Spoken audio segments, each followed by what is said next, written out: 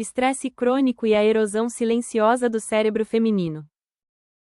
Neste vídeo, analisamos como o estresse crônico afeta biologicamente o cérebro feminino. Inscreva-se e aprofunde essa compreensão. Sabe aquele tipo de cansaço que parece que não vai embora, não importa quanto se durma? Pois é, hoje a gente vai fundo nesse assunto. Vamos explorar as raízes biológicas de uma exaustão que se instala em silêncio e o que ela faz com o nosso cérebro. Essa frase, ela praticamente resume tudo, né? A gente não está falando só de estar com sono. A gente está falando de um esgotamento que vem de dentro, que vai se acumulando ao longo da vida, moldado por tudo que a gente vive. Pois é, esse tipo de cansaço desafia as soluções óbvias. E o que acontece é que muita gente, especialmente mulheres, acaba normalizando isso. Vão acreditando que esse estado de esgotamento é normal, que é só parte da vida e que é preciso aprender a aguentar. E aqui está a questão central. Aquilo que muitas vezes a gente descarta como sendo só ansiedade ou excesso de trabalho está sendo cada vez mais entendido pela ciência como o que realmente é, uma condição clínica chamada estresse crônico. Ok, para a gente entender isso de verdade, primeiro a gente precisa fazer uma distinção que é fundamental. Nem todo estresse é ruim. Na verdade, uma parte dele é absolutamente essencial para a nossa sobrevivência. Vamos olhar para essa comparação que ajuda muito. O estresse agudo é tipo o alarme de incêndio da sua casa. Ele toca, te mobiliza para resolver o problema e assim que o perigo passa, ele desliga. Já o estresse crônico, bom, é como se esse alarme nunca parasse de tocar. E aí o sistema que foi feito para salvar acaba se tornando a própria fonte da doença. Então, como é viver com esse alarme sempre ligado? É estar num estado de alerta o tempo todo, sabe? É aquela incapacidade de realmente desligar. O corpo e a mente ficam presos numa corrida que parece não ter fim. Agora, a gente vai mergulhar um pouco mais fundo. O que exatamente acontece lá dentro do cérebro quando ele fica travado nesse modo de sobrevivência? Vamos entender a biologia por trás disso. Tudo começa com um sistema chamado eixo HPA. Pensa nele como se fosse a central de comando de emergência do corpo.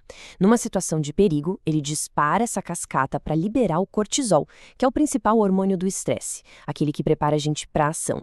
E aqui está o pulo do gato. O cortisol é um herói em doses pequenas, para resolver uma emergência. Mas em doses contínuas, ele vira o grande vilão. Aquilo que foi feito para nos salvar no momento, quando fica presente o tempo todo, começa a danificar as próprias estruturas que deveria proteger. E não para por aí. O estresse crônico também ativa o sistema imunológico, que começa a liberar substâncias inflamatórias. É como se o corpo estivesse numa guerra civil, sabe? Lutando contra uma ameaça que, na verdade, não está do lado de fora. E o resultado dessa inflamação é exatamente o que a gente vê aqui. Muitas vezes o que se sente como depressão ou burnout, essa apatia, essa lentidão, pode ser, em parte, o sintoma de um cérebro que está biologicamente sobrecarregado e inflamado. Bom, existe aquela ideia de que o estresse mata neurônios. Mas a realidade, segundo a ciência, é um pouco mais sutil e, de certa forma, até mais preocupante. Então, vamos esclarecer isso. Não se trata de uma morte em massa de células.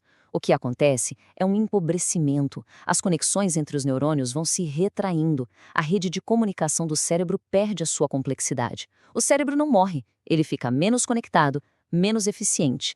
E isso não é só teoria, não. Estudos de neuroimagem mostram essas mudanças físicas. Áreas cruciais como o hipocampo, que é ligado à memória, podem literalmente diminuir de tamanho. Isso prova que o sofrimento prolongado, quando não é processado, deixa marcas físicas, concretas. Mas por que, afinal, tantas pessoas chegam a esse estado? A biologia não conta a história toda. Vamos agora olhar para o contexto psicossocial para entender como isso se desenvolve. Muitas pessoas aprendem desde muito cedo a invalidar o próprio sofrimento através dessas regras não ditas. Esse condicionamento impede que a causa real do estresse seja cuidada, forçando a pessoa a simplesmente aguentar firme.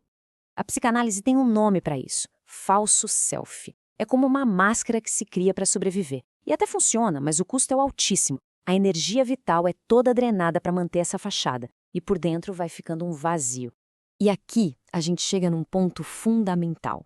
Quando a dor emocional não encontra espaço para ser dita, para ser acolhida, o corpo assume a tarefa.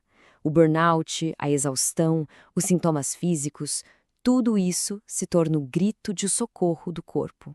E isso tudo nos leva à pergunta mais importante de todas. Esse dano é permanente? Será que existe um caminho de volta?